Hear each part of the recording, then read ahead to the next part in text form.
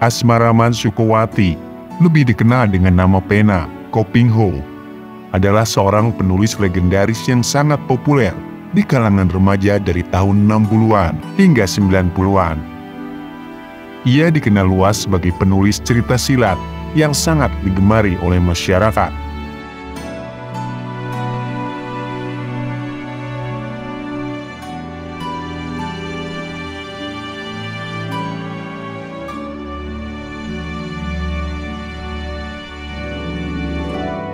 Ko Ping Ho dilahirkan di Sragen pada tanggal 17 Agustus 1926.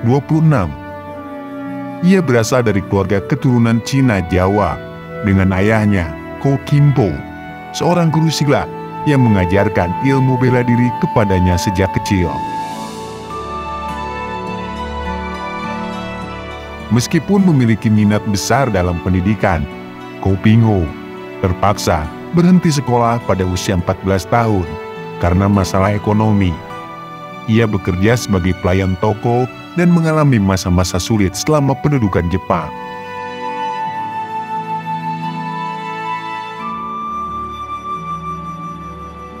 Kemudian, Ko Ping Ho pindah ke Surabaya dan bekerja sebagai penjual obat dan juga mengalami kehidupan militeristik sebagai bagian dari Keibo Tai. Salah satu momen yang sangat membekas dalam hidupnya adalah ketika ia melihat ayahnya menjadi peminta-minta karena sakit parah.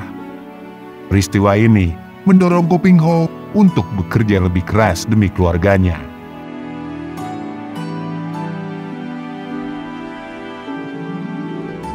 Pada tahun 1958, di usia 32 tahun, Ko Ping Ho mulai menulis.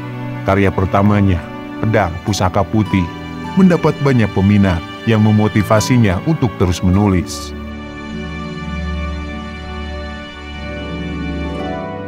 Selama 30 tahun berkarya, ia menulis lebih dari 400 cerita silat. Cerita-ceritanya terkenal dengan jalinan kisah yang panjang dan tokoh-tokoh yang ikonik.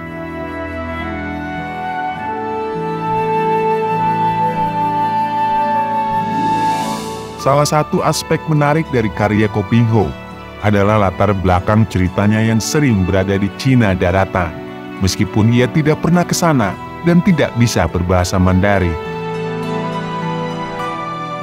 Meskipun mengalami berbagai kesulitan, termasuk kerusuhan rasial pada tahun 1963 dan 1965, Ko Ping Ho tetap bertahan dan terus berkarya.